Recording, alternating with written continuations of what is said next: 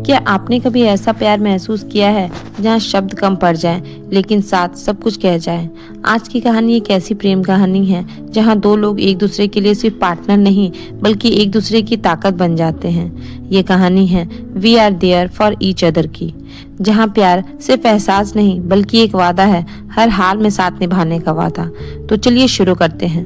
कहानी की शुरुआत एक साधारण से शहर से होती है जहाँ सब कुछ सामान्य लगता है, लेकिन हर दिल में एक कहानी छुपी होती है। वहीं पर रहते हैं आरव, एक शांत, समझदार और थोड़ा सा इंट्रोवर्ट लड़का।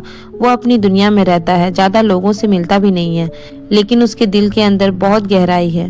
दूसरी तरफ है हमारी काव्या, एक खुशमिजाज, चुलबुली और बेहद पॉजिटिव लड़की। वह हर किसी के चेहरे पर मुस्कान लाना जानती है।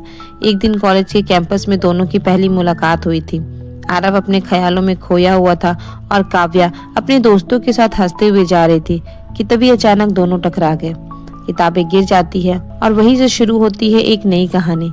काव्या मुस्कुराते हुए कहती है, सॉरी मेरी गलती थी, और आरव बस उसे देखता ही रह जाता है। उस दिन के बाद दोनों की मुलाकातें बढ़ने लगी। अब मुलाकातें इतनी बढ़ चुकी थी कि आरव और काव्या दोस्त बन चुके थे। काव्या की बातें, उसकी हंसी आरव की जिंदगी में रंग भर देती थी। वो जो पहले अकेला रहता था, हर वक्त काव्या के साथ समय बिताना चाहता था, और काव्या वो भी आरव में एक अलग ही सुकून महसूस करने लगती थी। दोनों साथ में पढ़ते थे, कॉफी पीते थे और खूब लंबी लंबी बातें करते थे।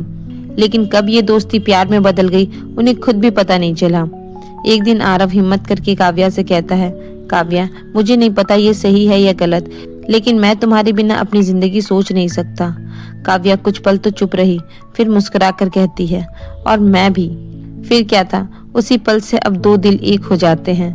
लेकिन हर कहानी इतनी आसान कहाँ होती है। जिंदगी हमेशा खुशियों से भरी थोड़ी रहती है। एक दिन आरव के घर में परेशानी आ जाती है।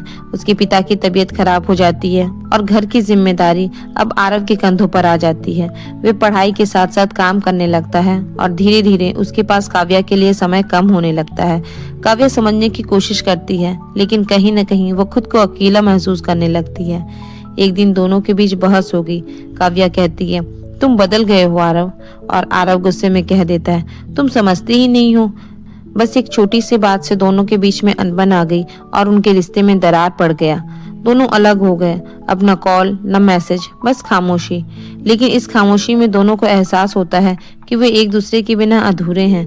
आरव को एहसास होता है कि उसने काव्या को कितना दुख दिया है, और काव्या को एहसास होता है कि आरव किस मुश्किल दौर से गुजर रहा था। एक दिन आरव काव्या के पास जाता है। उसकी आंखों में आंसू होते हैं। वो कहता है, मुझे माफ कर दो, मैंने तुम्हें नहीं समझा, लेकिन मैं तुमसे बहुत प्यार करता हूँ। काव्या भी रोते हुए बोल पड़ी, प्यार सिर्फ खुशियों में साथ देने का नाम नहीं है, बल्कि मुश्किल वक्त में एक दूसरे के साथ खड़े रहने का नाम है।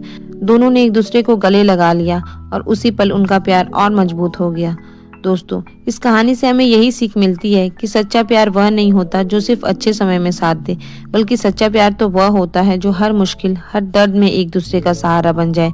अगर आप किसी से सच्चा प्यार करते हैं तो उसे समझने की कोशिश करें और उसके साथ खड़े रहें, क्योंकि we are there for each other, यही असली प्यार है। Thank you, bye bye.